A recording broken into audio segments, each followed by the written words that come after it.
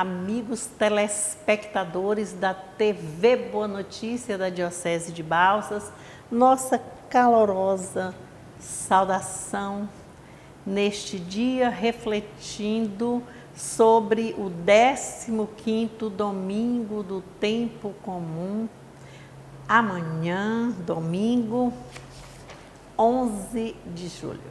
Estamos reunidos em nome do Pai, do Filho e do Espírito Santo. Amém.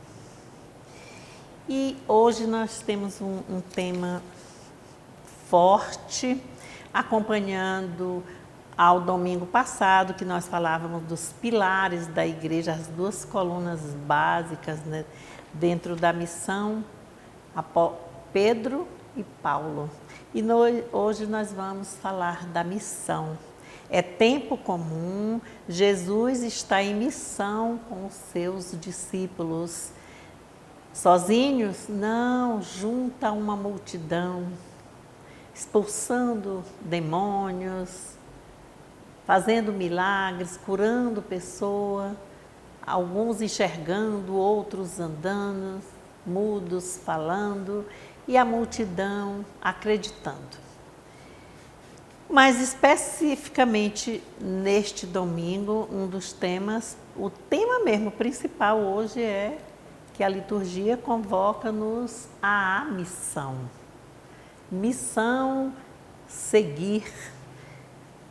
E nós falamos tanto assim, a nossa diocese aqui foi tão privilegiada, né, com as santas missões populares aqui, falando de missão o tempo todo, as formações que recebemos, as catequeses orientadas, formativas, quer aqui na diocese, quer em alguns e muitos cursos fora da diocese, ou agora com as lives, não é, que nós acompanhamos muitos e muitos estudos e muitas pessoas nesta formação. Obrigada, Senhor. E nós vamos, com esta missão, nós sabemos que ela é anunciada por Jesus Cristo com fé e com as obras. E quando nós falamos de missão como tema central desse domingo, vem logo também a vocação, lembrando, né, que nós recebemos essa vocação de Deus, como também as exigências para seguir, manifestar sua vocação dentro da missão, né? Em missão, nós recebemos um chamado. Esse chamado é que é a vocação despertada, não é uma profissão. Lembrar bem essa diferença. E os frutos também que vêm, né, na vida das pessoas. E nós vamos, este domingo, nós temos as leituras. A primeira leitura, nós vamos aqui agora, lembrando o profeta Amós. Amós, um profeta, foi lá do sul, da região sul do Judá. Lembrando um pouco que quando, no final do reinado de Salomão, o seu sucessor fez com que se dividisse entre norte e sul, né, o país. Então ficou Israel como o povo do norte e Judá ao sul. E o povo do norte estavam com tinha muito poder aquisitivo, muita riqueza, e muita gente pobre, marginalizada. Começaram os conflitos, né? Os que tinham mais eram considerados poderosos, os outros estavam na ralé, um termo assim, não muito bom, mas estavam na periferia, largados, abandonados.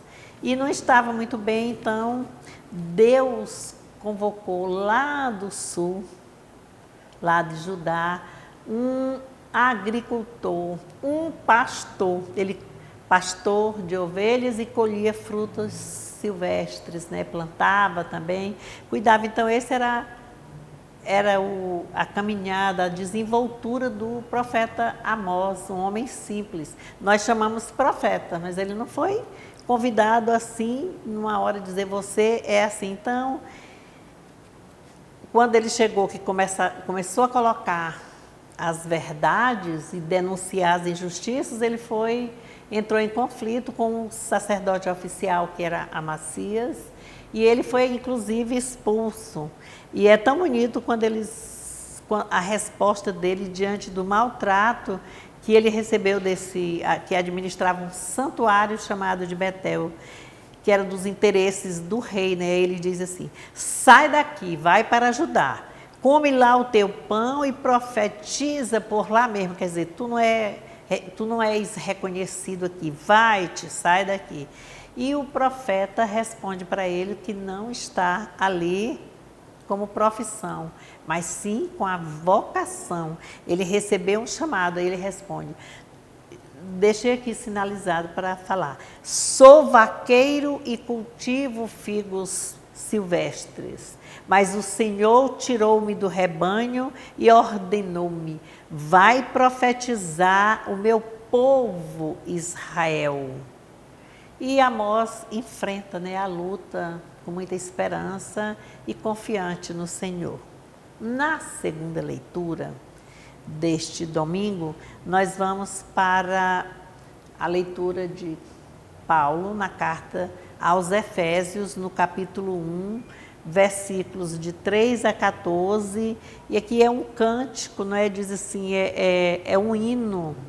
O Pai é fonte de tudo, o Filho é redentor e o Espírito Santo é o santificador, é o sustentador, né? Então, baseado na Trindade, né? Em Deus, Pai e Filho, estamos assim como filhos adotivos, né? De Deus, de Cristo, do Espírito. E é assim que é apresentado para nós, a sermos filhos adotivos em Cristo. Aí o Santo Evangelho é um evangelho que vai falar para nós hoje também, com muita ligação à primeira leitura, da missão.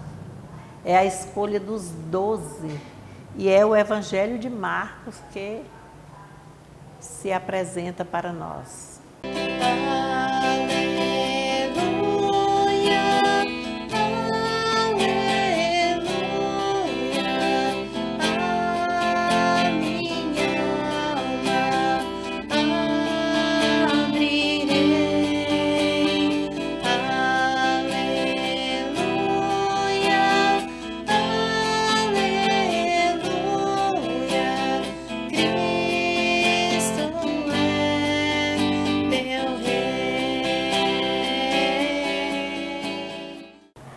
Proclamação do Evangelho de Jesus Cristo segundo Marcos.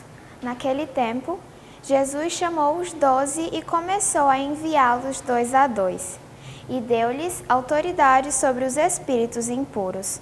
Ordenou que não levassem nada pelo caminho, a não ser um bastão apenas, nem pão, nem sacola, nem dinheiro no cinto, que calçassem sandálias, mas não vestissem 2 túnicas. Jesus lhes dizia: seja qual for a casa onde vocês entrarem, fiquem nela até partir do lugar. E se em algum lugar não receberem nem escutarem vocês, saiam daí sacudindo o pó dos pés, como testemunho contra eles. E eles, partindo, pregavam para que mudassem de vida. Expulsavam muitos demônios e ungiam muitos doentes com óleo e os curavam. Esta é para nós a palavra da salvação. Aleluia, aleluia, Cristo é meu Rei. Então, o Santo Evangelho de Marcos, capítulo 6, versículos de 7 a 13. E nós vemos que o Evangelho de Marcos, o objetivo dele é mostrar quem é Jesus. E aqui nós vamos, nessa parte de hoje, que vai falar do envio dos 12, de 2 em 2. Então, o que aconteceu? Tem uma ligação enorme com a primeira leitura, a respeito também de Amós, que enfrentou, né, que foi profetizar em um outro reino, um homem simples, um pastor de ovelhas. Mas aqui Jesus não quer ficar só. Ele observa que precisa compartilhar e já deixando gente com um aprendizado bem maior. E ele sai em frente ao mar e vai convidando homens simples, pescadores, publicanos, homens, como se diz, que não eram estudados, letrados, eram considerados excluídos por outras pessoas, marginalizados, porque eles viviam do serviço pesado, não tinham uma profissão definida, né, uma vida assim de tantas regalias, mas com muitos trabalhos. Não eram tão valorizados também, mas Jesus os convida a seguir com ele. E eles vão acolhendo o chamado de Jesus. Então, eles considerados não capacitados, Jesus os capacita como? Também na simplicidade, mostrando regras para eles com certas exigências.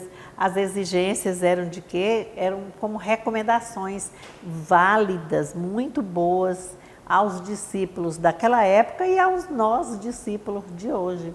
E as recomendações eram como?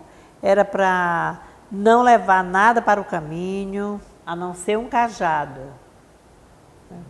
Para aquele bastão, que a gente chama assim, não é uma bengala, bastão é bengala, mas um cajado já com outro sentido, que o bispo tem, né, também os bispos. E também que não levasse nem pão, nem sacola, nem mala, nem dinheiro na cintura. E mandou que eles andassem de sandálias, quer dizer, não eram descalços, e que não levassem 2 túnicas. E Jesus disse, e quando entrardes numa casa, fica ali até. Então, o que é que nós vamos retirar disso aqui, dessa leitura? Eles foram convidados para ajudar na catequese, na formação. Não se chamava formação naquele tempo, mas iam levar homens daqueles que eram capacitados de coragem, de força, de perseverança, de esperança, isso eles tinham de sobra. Então, se eles enfrentaram o mar, eles enfrentavam também a terra e o povo. E eles, com as recomendações de chegar, eles não chegaram para ir ao templo ou sinagoga, eles iam direto às casas. Casa quer dizer o ambiente familiar, é o cotidiano, quer dizer, é o dia a dia, lugar dos pobres, onde eles estão ali. Se é festa, é celebração, é celebração. Se é dor, é ali também, reagindo, enfrentando. Então, foi dessa forma. E eles eram como? Eram homens simples, mas eles, sobretudo, eles escutaram o que ele disse. Olha, não é para fazer isso, disse um monte de coisa. Não, disse assim, vão enfrentar o caminho. Então, aqui, o importante é o caminho, é o caminhar que leva a uma casa, leva o discípulo ali, a uma casa, lugar da família, lugar da unidade, lugar da simplicidade. E esse é o lugar do dia a dia. E eles, quando chegassem lá, era para eles apresentar-se como um missionário, e lá eles iam aprender também a ser acolhido pelos donos da casa, a conviver com eles ali. Ele falava da palavra de Deus, lutava para eles se converterem, expulsava os espíritos do mal, aquela força dominante da morte, né? Da praga, do conflito, dos dissabores. E eles enfrentavam. Eles, porque eram 12, representando a totalidade do mundo, todos os povos, e de 2 em 2 com a representatividade da comunidade. E permanecei ali até sairdes, quer dizer, sair com a missão cumprida. E que se alguém não quisesse recebê-los, que era também para ele sair, sacudir o pó das sandálias, mas sair de forma elegante, simples, sem discussão, e deixar aqueles que não iam aceitar. E nós vemos com isso o quê? Que a realidade, nós continuamos essa missão. Essa missão, nós recebemos formações. Primeiro, recebemos o sacramento do batismo. E aí nós já somos ungidos e enviados para evangelizar. E tem gente que não aceita, que não acata. Não acata a palavra do padre tal, da irmã tal, do leigo tal, que não quer viver em comunidade, de 2 em 2. Assim, não é 2 em 2, representa a simbologia de 2 em 2. Mas na comunidade onde todos vão, tem condição de ouvir a palavra, de participar, de comungar das alegrias, das tristezas e manifestar o valor da esperança, da unidade para que tudo evolua de forma próspera, o partilhar nas palavras, no alimento, em tudo. Então, eles sabiam que muita gente não queria, mas eles foram convidados a fazerem isso. E assim eles fizeram. E qual era o papel fundamental deles? O convite à conversão. Eles não foram para dizer, você tem que fazer isso. Não, eles vão orientar sobre a conversão, quer dizer, mudança de mentalidade, novas ideias, à luz do conhecimento, conhecer algo e vai mudando. Que hoje nós chamamos de empoderados. Olha, nem estudou muito e hoje está se achando. Não é assim. É porque precisa essas mudanças mesmo.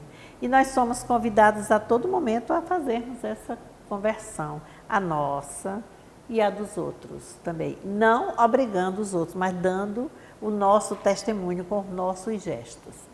Agora, é bem no final, quando diz assim, expulsavam muitos demônios e curavam numerosos doentes, ungindo-os com óleo. Olha essa história. Para ungir com óleo, o primeiro papel seu é aproximar-se, chegar mais perto. Você não vai jogar o óleo mesmo lá. Não.